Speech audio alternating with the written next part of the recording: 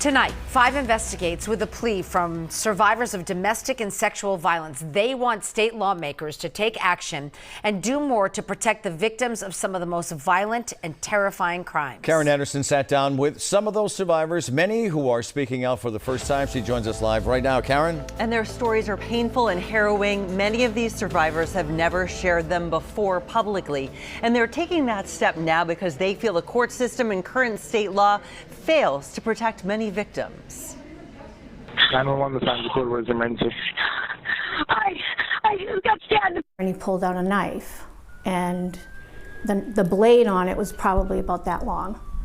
And he had his hand on the handle of it, and he just started stabbing me. Sherry Boone reliving the terror when her former boyfriend Mario Ficini viciously and repeatedly stabbed her in the chest while they sat in her car in Pembroke. I actually died 3 times on the operating table. Police arrested Ficini, and as she fought for her life in the ICU, a judge kept him behind bars, ruling him dangerous after holding what's called a dangerousness hearing. But by law, after 180 days, Ficini was eligible to be released. How did that make you feel? I was panicking because I knew at that point he's gonna try to come and get me.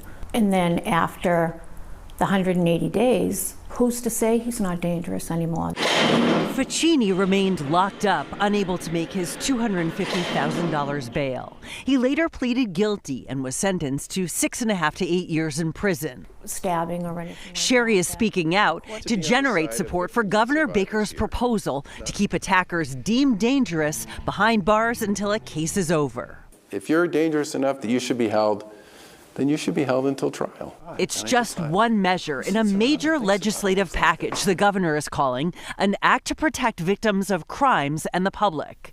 He also wants to allow dangerousness hearings to be held any time leading up to a trial, as new information comes into prosecutors. Under the current statute, if you don't make a decision around having a dangerousness hearing to hold that person on the day they're in court to be arraigned, that's it. And it's over. Governor Baker's bill would expand the law regarding who's subject to a dangerousness hearing. Right now, people charged with sexually assaulting a child or possessing child pornography are not. My adoptive father caused me to live in fear nearly my entire life. These survivors, speaking in support of the bill with the governor, say that needs to change. His cutting off the GPS was victimizing us all over again. It is so unfair that a child predator was able to be out on bail while the case was pending. Your voices in this conversation are incredibly important. When he hit me, he threw me as he hit me, and I landed on the floor, and then he stood over me and was spitting all over me. This woman's abuser was her boyfriend. He was charged with assault and battery. The court released him with a GPS monitoring bracelet that would alert police if he came near her home. She says he cut off the GPS, which is a misdemeanor, but was never charged for it. It's supposed to protect me from him, yet he cuts it off and nothing happens to him. What does that say to you? It says to me that they didn't care at all about protecting me. The governor's bill would increase the punishment and make cutting off a GPS a felony. The fact that you can cut off an ankle bracelet in Massachusetts and basically not even get a slap on the wrist, that's a problem. Twice before, the governor has tried and failed to pass this legislation.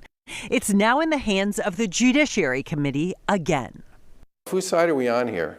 Are we on the side of the people who are trying to live their lives and avoid being hurt by these abusers? Or are we on the side of the abusers? And honestly, under the current law, it's hard to tell. I want them to know that this bill will help keep us all safe. And the bill faces opposition from dozens of civil rights and civil liberty organizations who argue it will undermine recent criminal justice reform.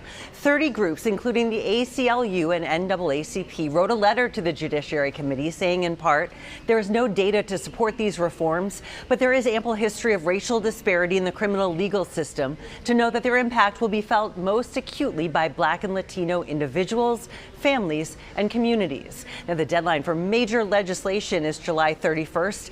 We will keep you updated on what happens with this bill.